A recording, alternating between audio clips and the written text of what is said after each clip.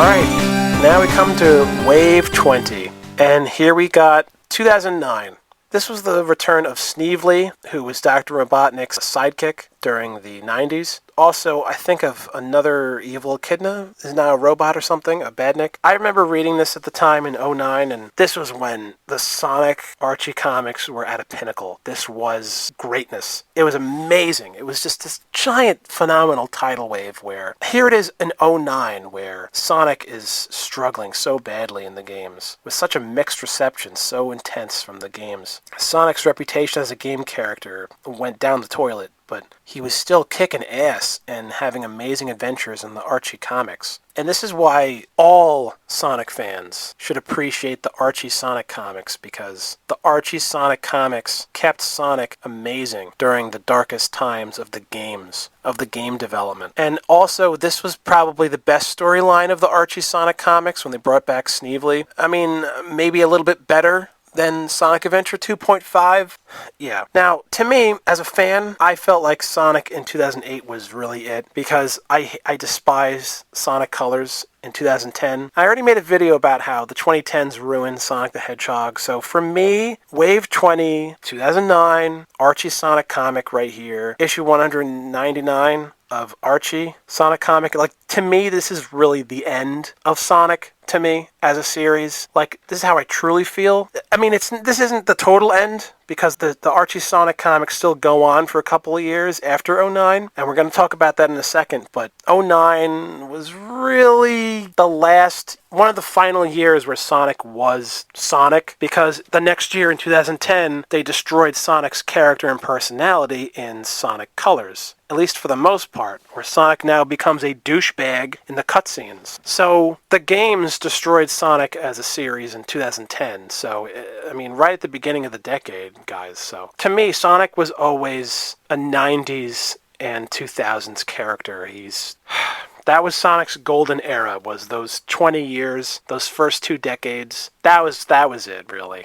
Let's talk about early 2010 Sonic, where Sonic was still great in the comics, at least, where they still had great storylines that were going on in the comics, where Sonic was still great for a few more years. Just a few issues in particular, because there was a lot of Sonic comics in the early 2010s, and I didn't get to read them all, but I read a lot of them. But just a few comics in particular that are significant that I remember. The Trial of the Traitor, well, you got the villain, Exus, returns once again. Very cool. You know, this character returned like 2 or 3 times already, and they still remember him. Issue 223, another cover, same thing, Exus versus Sonic. Issue 231 of Archie Sonic, where Sally becomes a badnik. She becomes robocized. The same fate as Uncle Chuck. And so during the 2010s, there was also the Sonic Universe comics that came out, which are interesting. There's storylines that happen in those too, and that's important and stuff like that. And I do remember that there's a lot of stuff in the Universe comics that takes place in a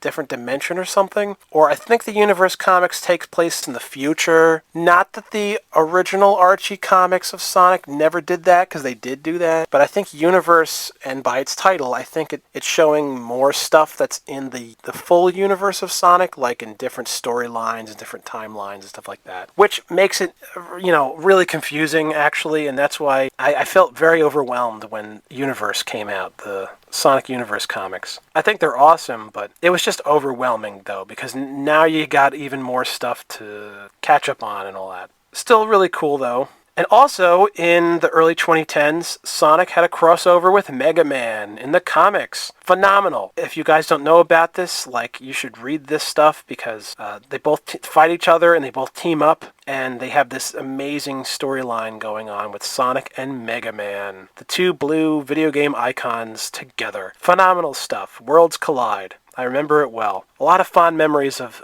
Sonic and Mega Man teaming up in the comics. Early 2010s, yes. During the final days of the Archie Sonic comic in the mid-2010s, they introduced Razor the Shark and all these other fish Sonic characters. I remember there was like a jellyfish girl and stuff like that. I really liked Razor the Shark, and they didn't explore the sea enough in the older comics, so they were still trying new concepts and ideas for Sonic to meet new characters in different worlds and stuff in the Sonic comics. So even though they did everything they could storyline-wise with these characters for like 20 years or whatever, they were still coming up with brand new cool stuff to do with the characters. And I love that. But it did seem like they were almost sort of running out of ideas. Like now you have Sonic with these underwater fish characters, and they're awesome. They're great. But it just seemed like, what else can you do with Sonic? They kind of did everything almost. So to me, it was a sign that things were coming to an end, really. And it's okay, I think. I mean, it's almost okay, you know. The final Archie Sonic comic was issue 290, which,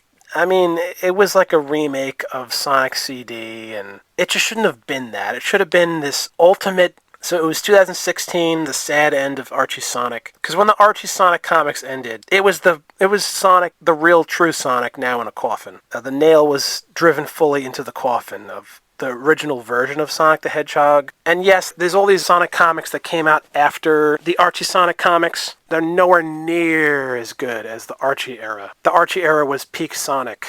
Plus, Archie Sonic, like, they already did everything they could do with Sonic. I mean, almost, you know. So, I mean, it just pisses me off. Like, the final issue, 290, with him racing against Metal Sonic, is just a remake of Metal Sonic and Sonic CD and all that stuff. It was getting lazy. It was, like, too nostalgia-based. The finale of Archie Sonic should have been this extremely emotional thing and this amazing thing where it's the ultimate battle once again, and one of the characters should die. Like, Tails should die. Just something really epic and amazing where it feels like it's the end of Sonic, and they do something really different than they never did before, and it's like it's a true big deal, like a dramatic ending where it has 3 big issues, and it's like, oh man, you don't expect this, and it ends on like a high note, on like this amazing grand finale of true Sonic and the true Sonic fans. But nope.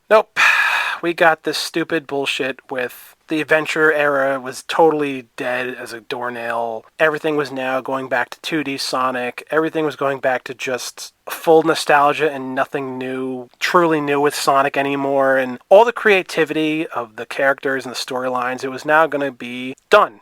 It was just going to be dead. Sad day in Sonic history. That's the end of the true Sonic's timeline. But there's a few more things to talk about, though. I've regretted to mention, I didn't mention the Knuckles, the Echidna comics, which were going on during the 90s and the early 2000s. I loved these comics. I always loved the covers for them, and I could tell there's all these great storylines in there. But I actually never got to read any of the Knuckles comics.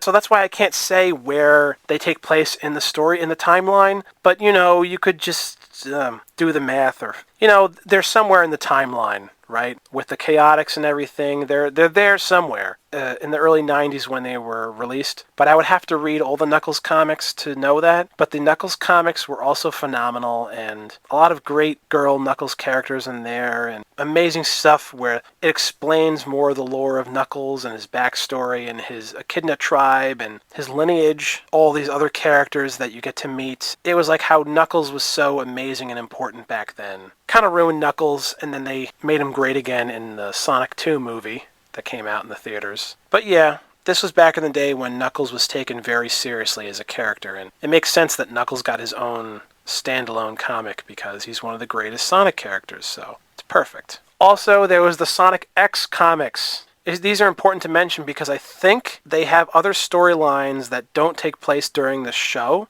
But, of course, since it's the same name, Sonic X, we can assume that these storylines do take place as well. They're just during different eras in the show. You know, just because they don't show it in the show doesn't mean the stuff in the Sonic X comics don't actually take place.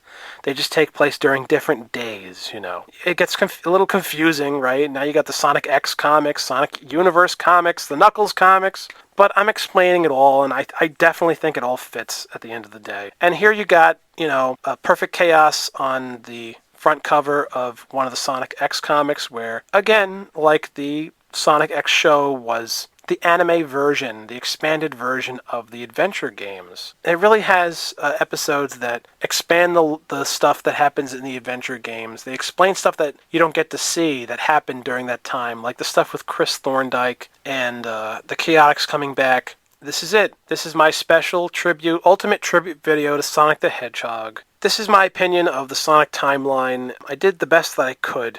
Let me know what you guys think in the comments below. And we need to keep alive the original version of Sonic and not the stupid dumbass versions of Sonic they keep introducing in the new 2010s and 2020s games and all that crap. And, you know, it's just like, this is the true Sonic. The real Sonic is from the 90s and the 2000s. Like, Sonic ended in 2008 or whatever, guys. The Archie Comics kept it alive for a couple more years, you know, for like 5 years or whatever in the 2010s, because the final comic was in 2016, but that's the end of the Blue Blur, the true version of Sonic.